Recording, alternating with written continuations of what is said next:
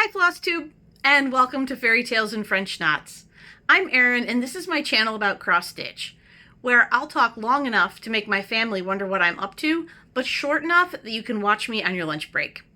If you're a returning viewer, thanks for coming back and following my crazy. If you're new, welcome, and I guess try to keep up. So, what have I been up to? If you watched my flip through of my Vanessa Ann book last time, thank you. I hope you enjoyed it. I'm going to do another one of those hopefully soon, but right now I need to catch everyone up on what I've been doing with some finishing projects, some stitching, and StitchCon Weekend A. So yes, I was at Weekend A of StitchCon. I meant to do this video about a week ago, and as always, time gets away from you. But I'm not even going to start with StitchCon. I'm going to start with some other projects I've been working on because I got obsessed. And you know how that is as a crafter when something just speaks to you and you have to do it like right now. That's what this was. So I think it was before I left for StitchCon, I was actually wandering through my local antique store and I found this old wooden sewing box. And it was in bad shape. It was covered in dirt and dust. The lid had split. The hinges were coming off. It did not look good. But I decided to take it home, dead bug that was inside it and all, and see what I could do. So, after a whole lot of sanding, a little bit of repair done with toothpicks as hinges, we have this.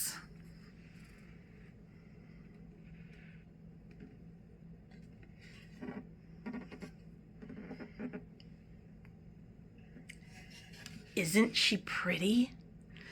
I believe this is cedar, and I did the best I could with it. I'm not a master woodworker by any means. I basically can sand, paint, varnish, and polyurethane things, and that's essentially what I did here. I sanded this down. I used my Dremel tool for the curves. I had my husband's sanding mouse, the Power Mouse sander, for the flat surfaces. I did hand sand it as well. Originally on the lids, you can kind of see this little outline here. That was a Victorian girl with a parasol in a circle. And it was in black and probably stamped onto this. So I'm thinking this sewing box was not much older than maybe the 1920s, 1950s. It's not, Victorian or colonial or anything like that.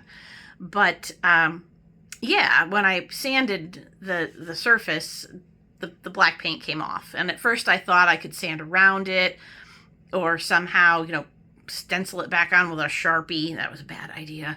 So I just went with, okay, it's going to be a natural wood look. And I think it's beautiful. I love it. Inside, it's also pretty. I did make that lining for the bottom out of some fabric from Joann's. And the little spool bed in the top is original. So that all I did there was sand that a little bit. I thought about trying to take it out, and then I looked at the amount of wood glue that was holding it in there and went, no. So it was a real basic, sand, varnish, polyurethane, good to go. There was some damage I couldn't get completely out. You can kind of see, like right in here, it looks like somebody took like a handle to reminds me of when my little sister carved her name into our door frame with a toothbrush handle, actually. So it kind of looks like that, like someone took a rounded edge of some kind and dug into it. It's been sanded smooth, so you can't feel any grooves there, but I can't get the color to even out there. It gives it character. So that's this one, right? I went back to the antique store. And this time, Whoop, I disappeared, didn't I? This time I came back with what was labeled a child's doll dresser. Ta-da! This, when I got it, I just actually posted it on my Instagram today. When I got it, it did not look like it had been a child's toy at all. It looked like it had been in Grandpa's workshop or something. It had grease and paint splatters on it. So again, lots of sanding, a new coat of varnish on there. And the other thing, I had to take the lid off, or the top piece, because when I got it, the top piece, I can't even show it, the top piece did not match up to the back. And the sales clerk and I were looking at it, and she said, you know, it looks like there might have been a piece of decorative molding here, because there are 2 holes in the top board where something could have been attached. And I don't know, but I could see the spacing on, like, the overhang on the front was enough that I could take it apart, drill new holes on the inside, slide it back, and put it back together. It's a little bit off kilter. You can kind of see by the shadow there that the one side overhangs just a little bit more than the other, but I still think it's lovely. I haven't done anything with the drawers yet. So it's 1 skinny drawer and 2 big drawers. And they come out nicely, but they can be lined and made a little more pretty. So that will be one of the projects I'll probably work on this weekend. It doesn't take that long to create drawer linings. So that has been my obsession. I was actually showing them to Barbara from Keepsakes when I was at StitchCon. I showed her the first one. And yeah, it's really fun to redo wood. And I love needlework, I really do. The thing about wood is you can always sand it and start over and find really beautiful things underneath. So you never know what's hiding under a couple layers of paint or varnish or whatever. So yeah, this came out really nice. I'm happy with both of them. But this is a channel about stitching, you say. So I should talk about stitching. I was at StitchCon Weekend A, and I had a wonderful time. Last year, I went to Weekend B. Weekend A happened this year because I had a library conference for work to go to the weekend of Weekend B. So Barbara kindly let me switch my registration because I had initially registered for Weekend B. But Weekend A was great. I had a wonderful time, met awesome people. I had a bunch of table mates from Canada who gave nifty table gifts like this from Sylvia, I believe. And I apologize, I'm terrible at names. So if I don't get your name right, or if I don't remember your name, I apologize. I tried so hard to make notes of who was who. But between running around and looking at stuff and looking at the brag tables and the smalls exchanges, and it's an overwhelming experience, quite honestly. So, but yes, Sylvia made this one for us. And one of the other Canadian girls whose name I can't remember gave us these, which at first I was confused. This is a bag for your floss when it's on a floss ring. So when you open it, here's your floss ring with your floss drops, and you put it like here, and then you snap it, and there's all your flosses protected and hopefully not as tangled as they would be if you just cram them in your project bag, which some of us might do. So this was super cool. My other table mate, oh, and we got lots of Canadian candy. So I have several coffee crisps and Smarties of the Canadian kind, things like that. So that was really cool. Sylvia, in addition to her tiny, tiny stitching, this little thing, I think she said it's stitched on like 52 or 56. It's crazy tiny. Look at those itty bitty stitches. Itty bitty. But in addition to that, she gave us pins so we could be honorary Canadians. And I believe I also have a scissor fob that I've put on something already. So yes, I'm an honorary Canadian.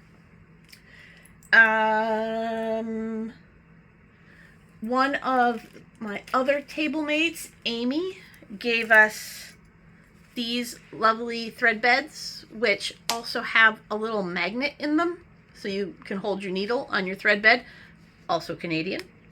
And she made a floss ring and a fob as well. And also, it's been a little over a week, I started putting things in bags.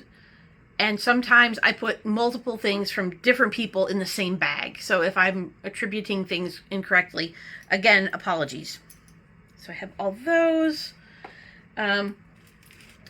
Susan from Wisconsin, who recommended we go see Dr. Evermore's Sculpture Garden as our weird summer vacation trip. And I think we're going to take you up on that, Susan. She gave us this bag. And as I said, I've been putting things in bags. So in here are all of the floss drops and scissor fobs and oh my goodness, what all is in here? I don't even know anymore. Just neat things. This was from Those Missing Stitches, whose fabrics I love, and I used her fabric for my Cozy Egg Tombstone. So she gave everyone little scissor fobs that say, well, mine says, sometimes you forget you're awesome. So this is your reminder. So that was cute. She gave us samples of her fabric. I have a hank of Silks for You, black, lovely. I've got all kinds of, see, these are floss drop project cards from Stitchy Pros. Cute little cardinals on them. This neat little ruler on a floss ring. It's like every time I open this bag, something new and fascinating pops out of it. Spool wraps or Q-snap fabric tamers, as I call them. Yeah, there's just so much fun stuff, and thank you to everyone. If I didn't pull the things you gave me out of here and show them off, I'm sorry. But yeah, just such amazing generosity. I truly appreciate it. I had my little box of project cards, and that was it. I did make for my table mates, and I had a few extra. I made needle minders, and I like to make my needle minders with ribbon slides so that you have a little slot to put your needle through rather than just putting your needle on top of the minder. So this year I made rainbows. Maybe I'll make some different ones next year. But yeah, so that was all the freebie stuff. And as I'm going through my things, I may find more. So yeah. But yes, that was awesome. I did do the smalls exchange, and for my small, I will try to insert a picture here.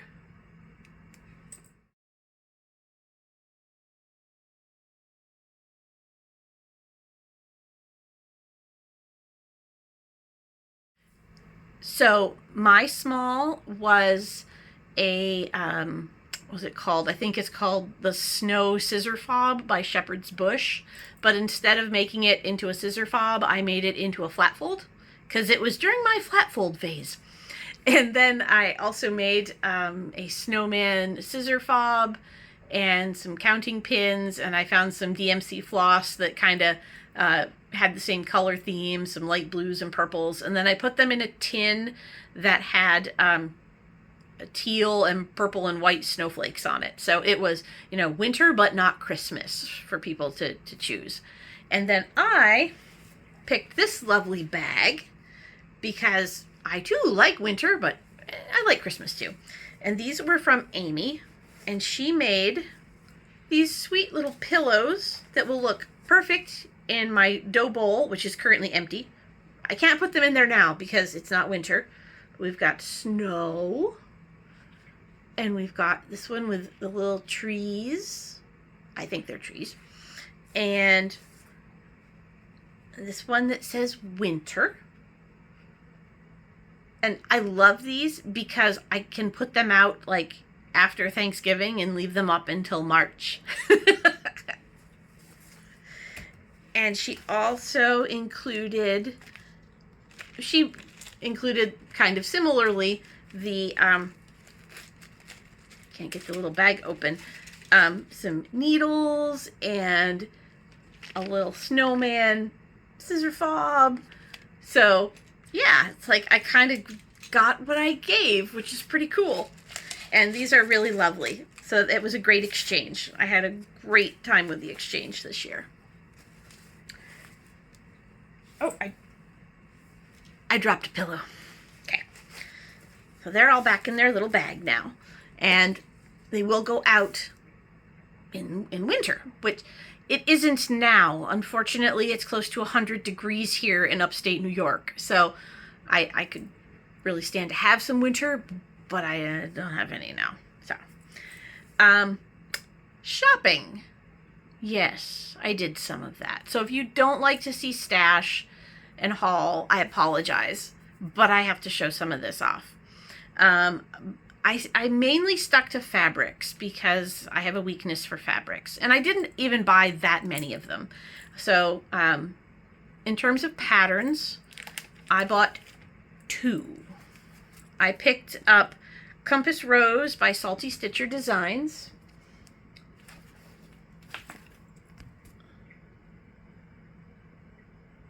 And I'm actually thinking about doing it on blue fabric with white floss, kind of in the reverse style of, I believe someone did that with Long Dog's Fish and Chips. So, yeah. And then from Rebel Stitcher, I picked up Una's Urn. I love this little white pumpkin over here, and the urn with the skulls is just awesome. So, picked up those. And then the fabrics that I walked away with, I paid for them. I have a piece of Grace Notes Mint Matcha. Lovely greeny brown color. And I actually had twice as much of this. I'm already using a piece of it for one of my StitchCon starts that I'll show here in a couple minutes. There's that one. This one was actually on the freebie table. It's a 17 by 26 piece of 44 count in blue.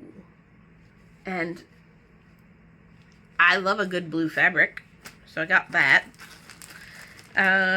This was actually from Those Missing Stitches. This is Vigilant Vian, and it's a 28 count Lugana, and she was giving these out for free. So there it is. Looks like a gray brown business going on there. And then I almost didn't buy this. This is Robin Egg from Millennial Fabrics, and it's a 40 count. It's a 11 by 18 piece, and I really wanted to try a piece of her fabrics. I will say it was more expensive than I thought it would be, but it's still lovely, and I'm really looking forward to putting a spring design on it. So there was that. And then Atomic Ranch Forget Me Not. because I can't pass up forget-me-nots. They are my flower. I love them.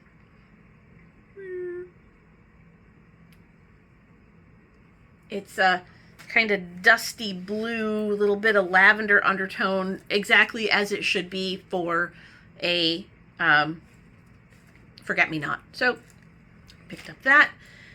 And then this. I hope I don't regret this. This is Atomic Ranch Esmeralda.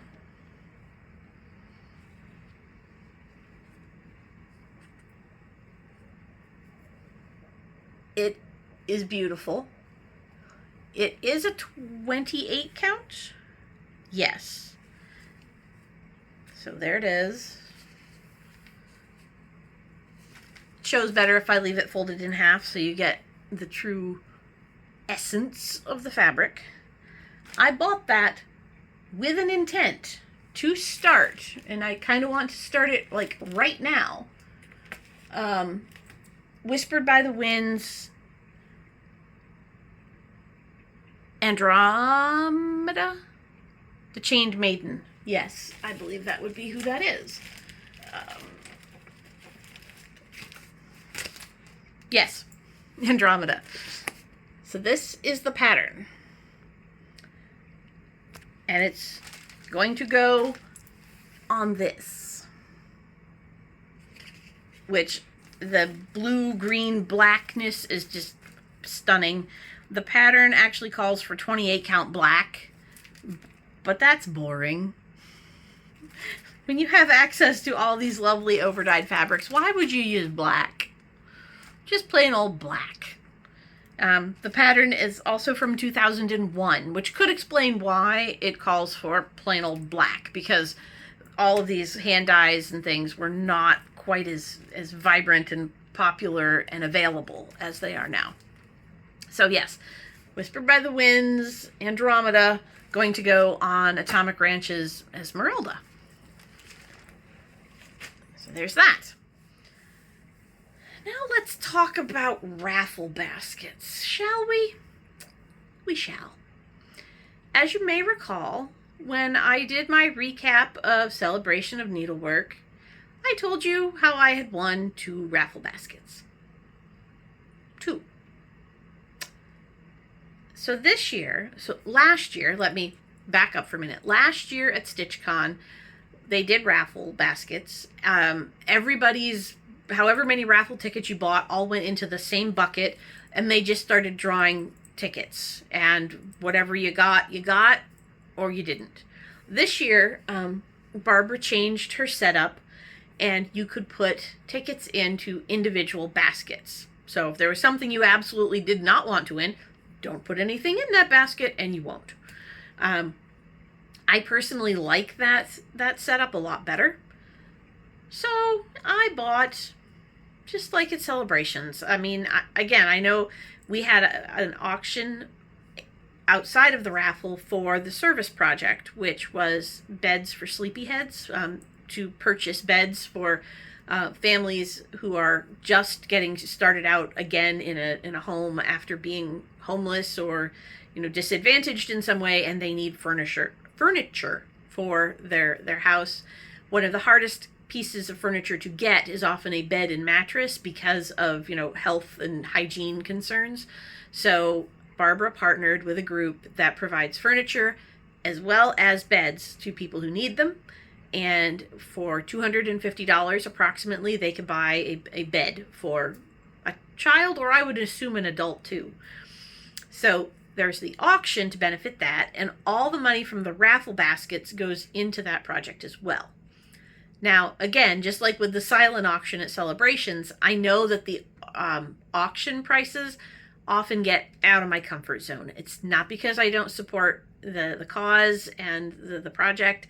I just don't have the free cash to bid. So I bought a couple handfuls of raffle tickets. That's my contribution. And I start sprinkling them through the things I think I'd like to win.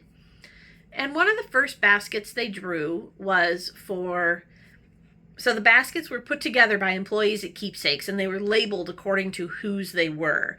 And that kind of kind of a hint to their personality and the person who put it together. Well, one of the baskets was from Barbara's son, who works the register and helps organize the event. He's kind of like quasi-employee. He's not an official employee of Keepsakes, but he got to put together a raffle basket. And because he is a teacher, his raffle basket was, as he put it, things this teacher likes. Not any teacher, but him specifically. So it had a bag of trail mix, some hazelnut bonbons, some coffee, a coffee mug, and what I thought was a giant eraser, which was funny because I'm thinking the number of times I have to erase crap out of books in the library. Cool, I can use that. So the other thing is, since it wasn't a, specifically stitching related basket, there weren't a lot of tickets in it.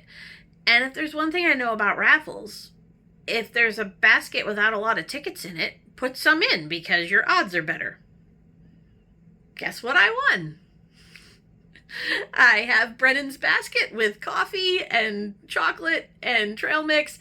And unfortunately, the eraser, I was sad because it looks like a pink gum eraser, but it's actually a pink squishy stress ball fabric or material. That's okay. I'll still squish it and throw it at people or something. It's fine. So that was awesome. And I put some tickets in other baskets because there were other things I liked. Heck, I threw a handful in the grand prize basket, which is a fully paid for trip to next year's StitchCon. Didn't win that one. But then I heard a number, and it was mine. And it was one of the other employees of Keepsakes had put together a basket of storage things. So I have this lovely little Notion tote with little butterflies on it. And then there's a matching sewing organizer, which, pardon the Velcro, has all these little pockets. So even if I don't fill it with sewing notions and such, I could put some like smalls in here for taking to work. This is great.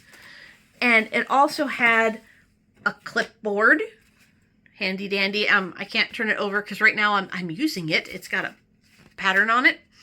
So clipboard and a package of 28 count Monaco, DMC Monaco. I've been wanting to try ice dyeing especially since I was talking to Milka and a couple other people at Late Night Stitching. So now I have a piece of fabric to try it with. So that was exciting. So yes, I once again won 2 raffle baskets.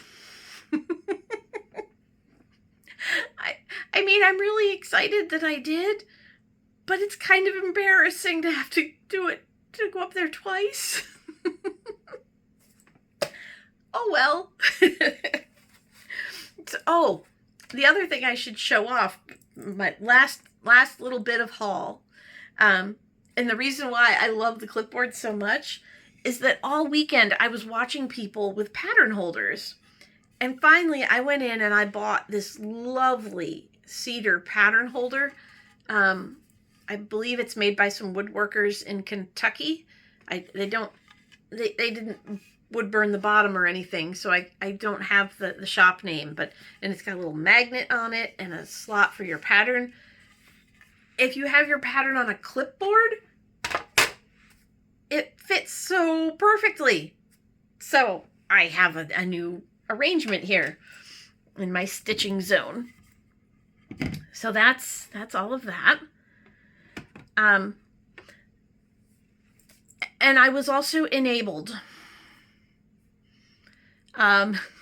We had a meeting of the errands at StitchCon. I believe there were 4 of us, and I apologize to the one that we left out, but there were 3 of us who took a picture, which I'll try to insert in the end of this. I'm going to try with my free video editor to cut and paste some things together and come up with some of the pictures I took at StitchCon. I took a lot of pictures of the brag table and the smalls exchanges. I think that my editing suite here will only let me put in 20 pictures. So I'm going to have to pick and choose, man. Or I'll have to put in some and then put in some more into another video or something. I don't know. I'll figure it out. But anyway, one of the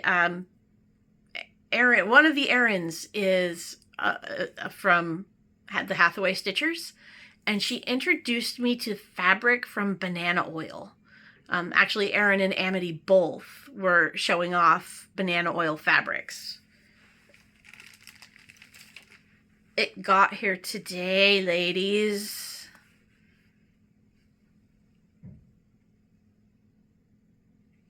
It's so good. It's more green than it looks here. But it's a 40 count Verdal, which is incredibly soft and wonderful. And it's so pretty. I love it. I'm trying to decide what to start on it. I had an idea. I now have another idea. So I need to do some floss tossing and thinking and deciding. Because there are some things I have, and there's one thing I don't have that I'd have to purchase the pattern first. So I'm going through my stash of patterns I have, and I've got one, actually I've got 2 or 3 like Halloween-y, creepy black and orange kind of things happening. We'll see. So yeah, thanks for the enabling. I love it. I did stitch at StitchCon. So let's talk about that. What did I work on? First of all, I worked on my Forget-Me-Not sampler. It now says, me!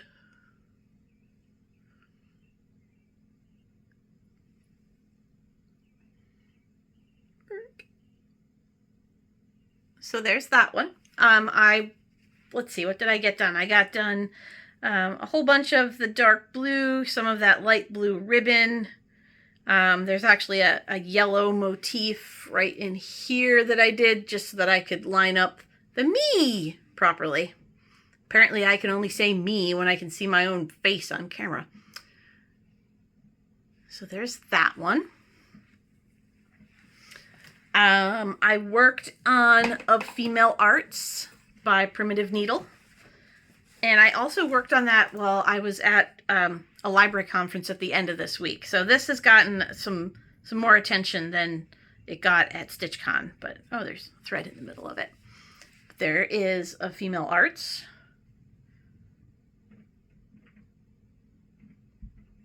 So that's coming along. Then I worked on a new start. And this is where the other half of my mint matcha went.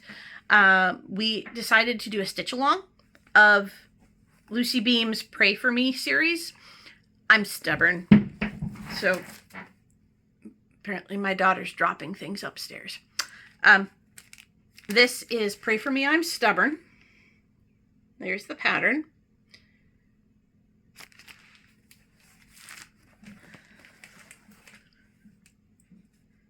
Because I'm stubborn and also opinionated, but that's not one of the patterns. I'm doing mine in blue. The shade of blue is actually Forget-Me-Not blue, which one of my table mates, Jessica, picked up for me in the annex. It's one of Rami's Creations threads. So I think I swapped out all the colors because I didn't have any of the other shades.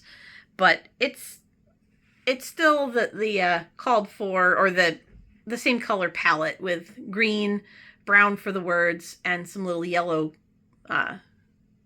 highlights in there. So that's got some time put into it. And since I've been home, so Jessie Marie was at Weekend A, and she was handing out WhipGo needle minders, which I did not get one because I feel like I'm a WhipGo failure. I completely ignored everything that was called for last month.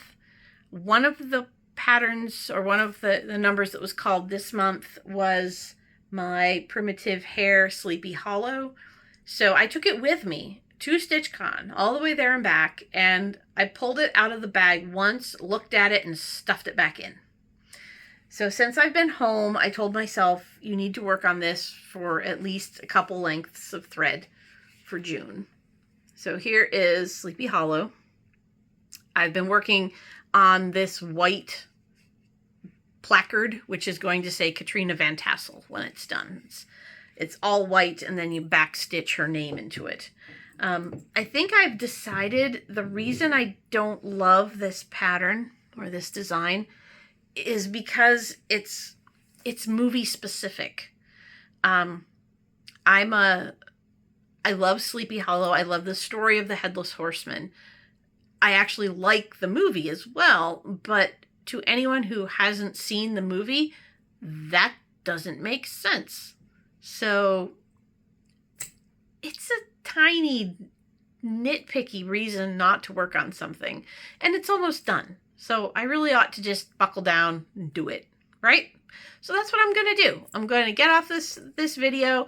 I'm going to go stitch on Sleepy Hollow and sort of look at all my StitchCon stuff and just remember all the memories.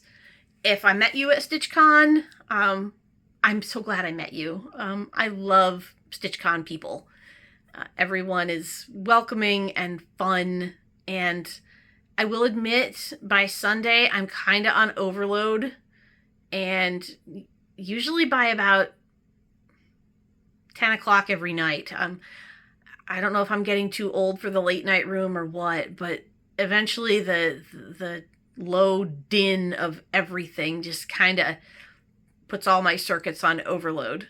But it's so worth it. It's so worth it to see all the beautiful things everyone's working on and get ideas and inspirations and spend money, which I shouldn't do, but it's all good. So I'm going to try and end this video with some more of my pictures, and hopefully I'll see you soon. Keep stitching. Bye.